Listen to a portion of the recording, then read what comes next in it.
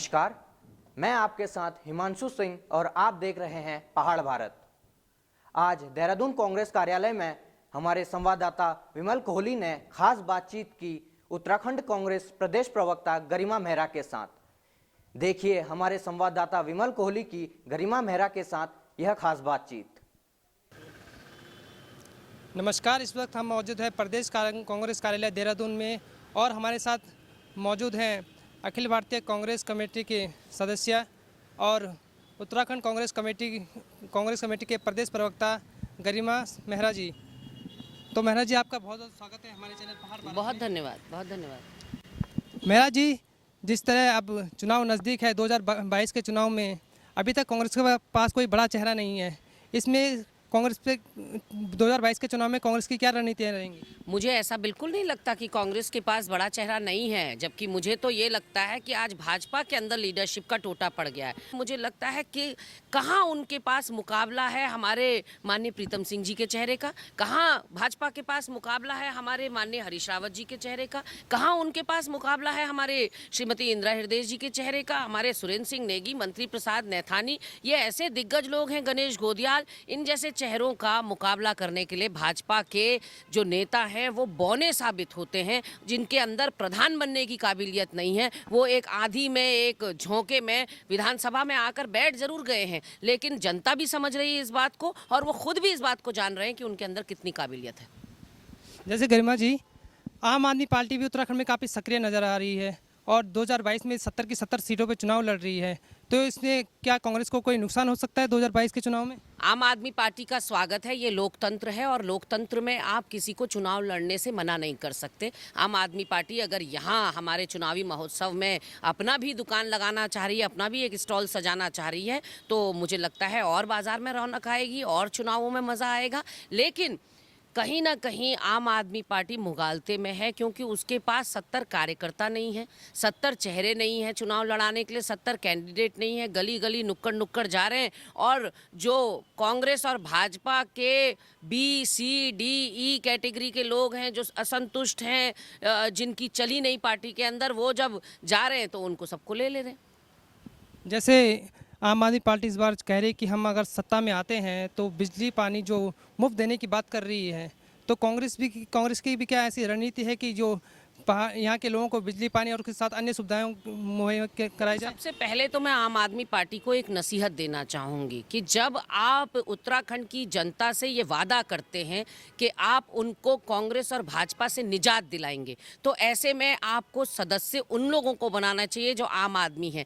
आप एक तो सदस्यता ग्रहण करवा रहे हैं हमारे कांग्रेस से गए हुए लोगों को, भाजपा से आए हुए लोगों को, यूकेडी से, सपा से, बसपा से, फिर आप कैसे उत्तराखंड की जनता को ये भरोसा दे रहे हैं कि आप जो है कांग्रेस मुक्त या भाजपा मुक्त यहाँ पर सरकार बनाएंगे? तो पहले तो विरोधाभास आम आदमी पार्टी के अंदर स्वयं दिखाई पड़ता है, क्योंकि उसके पास अपना कोई सौदा नहीं है, अपने कोई कार्यकर्ता या कैंडिडेट्स उसके पास नहीं है।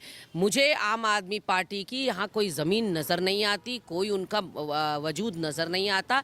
वो बिजली पानी फ्री की बात कर रहे हैं। दिल्ली में तो स्वर्गीय शीला दीक्षित जी ने जो विकास है उनको थाली में सजा कर दे दिया, इसलिए अब उस पर वो राज कर रहे हैं, सत्ता अपनी चला रहे हैं। और दिल्ली की भौगोलिक परिस्थितियां और उत्तराखंड की भौगोलिक परिस्थितियों में ज़मीन आसमान का फ़र्क है। इसलिए आम आदमी पार्टी यहाँ की जनता को भी बेवकूफ़ ना समझे। यहाँ की जनता बहुत बुद्धिशील, बहुत विवेकशील जनता है। जैसे गरिमा जी, अभी तक कांग्रेस में मुख्यमंत्री का चेहरा घोषित नहीं हुआ है, तो इसके बारे में आप क्या कहना चाहोगे? देखिए, ये हाईकमान के ऊपर है और जो भी हाईकमान निर्णय लेता है वो कांग्रेस के एक एक सिपाही को, क्योंकि हम संस्कारवान पार्टी हैं, हम निष्ठावान पार्टी हैं, हम समर्पित कार्यकर्ता हैं, तो हमारे वहाँ पार्टी हाईकमान जो निर्णय ले लेता है वो सबको सिरोधार्य होता है और पार्टी हाईकमान ने इस पर निर्णय लेना है। माननीय पूर्व मुख्यमंत्री जी ने अपना एक सुझाव मात्र दिया है। जो लोकतंत्र में सबको अधिकार है, पार्टी के भीतर भी ये स्वतंत्रता सबको है।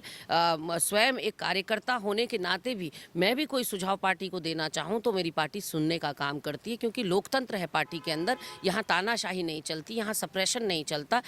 उसी कड़ी में मुझे लगता है कि माननीय हरीश रावत जी ने अपना एक सुझाव आगामी चुनाव को लेकर दिया है। अब उस सुझाव को मानना या नहीं मानना ये पार्टी हाईकमान के ऊपर है। सामूहिक नेतृत्व में हम चुनाव लड़ेंगे या चेहरा देकर हम चुनाव लड़ेंगे, अभी समय आने पर पता चल जाएगा।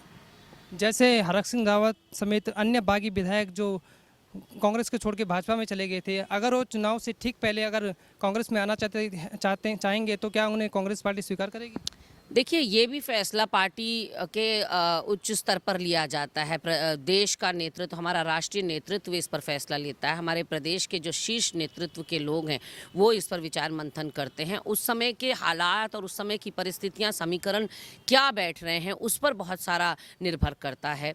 और राजनीति में कभी भी लकीर नहीं खींची जाती, राजनीति में दरवाजे नहीं बंद किए जाते। तो ऐसे में पार्टी हाईकमान जो भी निर्णय लेगा वो हम कार्यकर्ताओं को मंजूर होगा।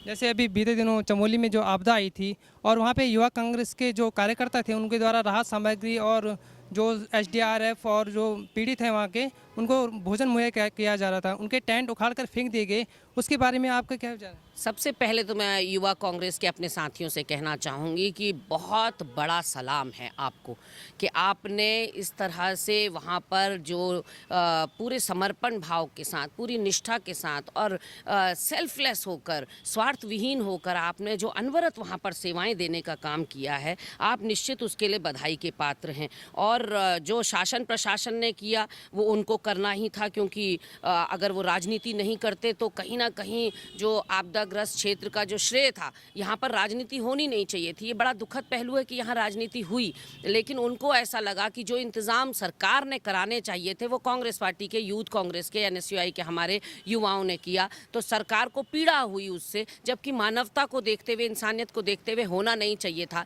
प्रशासन को आड़ बनाकर उन्होंने दबाव बनाया, वहाँ से दुकानें हटानी चाहिए। लेकिन मुझे लगता है कि जो सेवाएं युवा कांग्रेस के साथियों ने वहाँ पर करी, उसकी ख्याति दूर दूर तक, जब आप सच्चे मन से, सच्चे दिल से कुछ करते हैं तो वो काम छुपता नहीं किसी से। और भूरी भूरी प्रशंसा पूरे प्रदेश में ही नहीं, देश में लोगों ने की कि जो इंतज़ाम डबल इंजन की प्रचंड बहुमत की सरकार को करने चाहिए थे, जितना संवेदनशीलता दिखानी चाहिए थी, वो संवेदनशीलता हमारे छोटे छोटे युवाओं ने, भाइयों ने दिखाई है। बर्तन अपने हाथ से मले हैं, लोगों को खाना अपने हाथ से, पूरियां रोटियां बेलकर इतने दिन तक अनवरत काम किया। मैं अपने युवा साथियों से कहना चाहती हूँ, परिंदों को नहीं दी जाती तालीम उड़ानों की, वो खुद ही तय करते हैं मंजिल आसमानों की। और जो रखता है हौसला आसमान को छूने का, उसको परवाह नहीं होती कहीं से भी गिर जाने की। तो मेरे युवा साथी कल का भविष्य है, आने वाले भारत का भविष्य है, उनके कंधों पर इस देश की जिम्मेदारियां हैं और बखूबी युवा कांग्रेस के साथी उसको निभा रहे हैं। उनको बड़ा सल्यूट बनता है। जैसे दिन प्रतिदिन महंगाई इतनी बढ़ रही है, महंगाई को लेकर सरकार को घेरने के लिए कांग्रेस की क्या रणनीति है?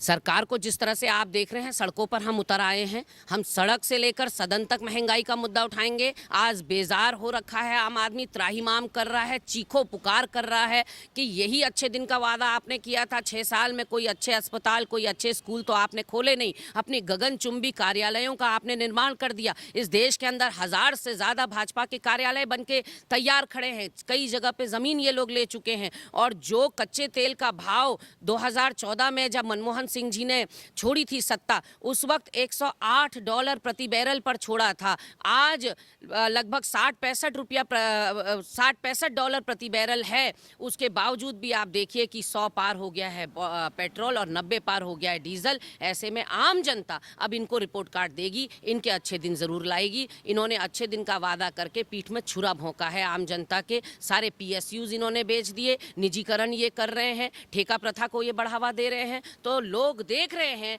कि कांग्रेस ने अपने कार्यकाल में जो जो कीर्तिमान स्थापित करे, जो जो संस्थान स्थापित करे, आप एक एक करके उनको बेच रहे हैं। और उसके बाद सवाल भी कांग्रेस से कर रहे हैं कि 70 सालों में कांग्रेस ने किया क्या। तो इसका जवाब आपको मिलेगा। हमारी सरकारें अर्थशास्त्री चलाया करते थे, वित्त मंत्री चलाया जो थे वो अर्थ ज्ञान रखते थे। आपके यहाँ तो सबके सब मिसफिट हैं। जिसको जिस बात का इतिहासकार जो है वो वित्त मंत्री बनकर बैठा हुआ है, जो लिटरेचर का विद्यार्थी है वो जो है रक्षा मंत्री बनकर बैठा हुआ है। तो कहीं ना कहीं ऐसा लगता है कि टोटल मंत्रिमंडल में मिसफिट है। और जो लोग सत्ता को चला रहे आज देश की, वो पूंजीपतियों के हाथों की कठपुतली बन चुके हैं, पूंजीपतियों के खजाने को भरने का ये काम कर रहे हैं।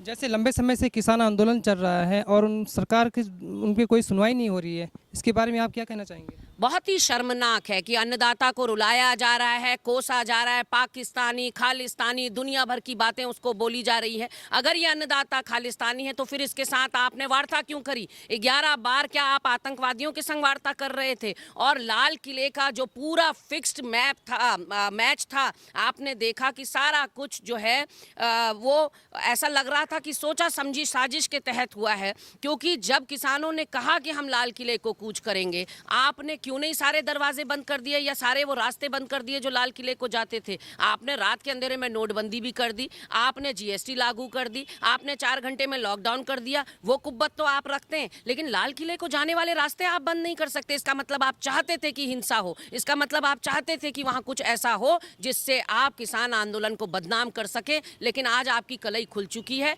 आप ये समझ लीजिए, इस देश की जनता को भी समझना पड़ेगा, जितने दिन तक किसान वहां बैठा है आंदोलन में, उतने दिन तक खेती नहीं हो रही है।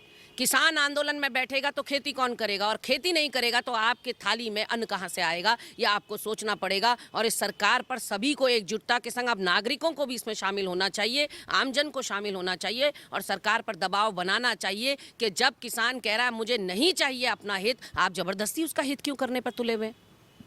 अंत में आखिरी सवाल गरिमा जी, इस बार 2022 के चुनाव में कांग्रेस की कितनी सीटें आ सकती हैं?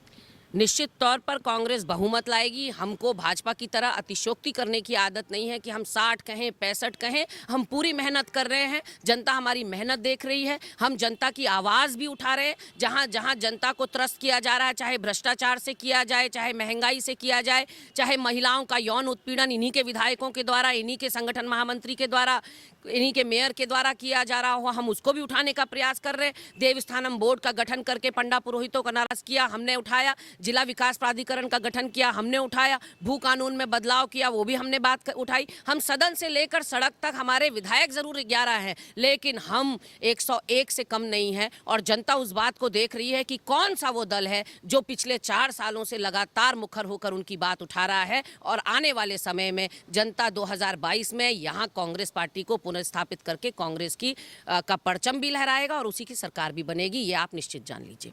बहुत बहुत धन्यवाद गरिमा जी आपका हमारे साथ जुड़ने के लिए। बहुत धन्यवाद आपका। नमस्कार। देहरादून कांग्रेस कार्यालय से पहाड़ भारत के लिए विमल सिंह कोहली।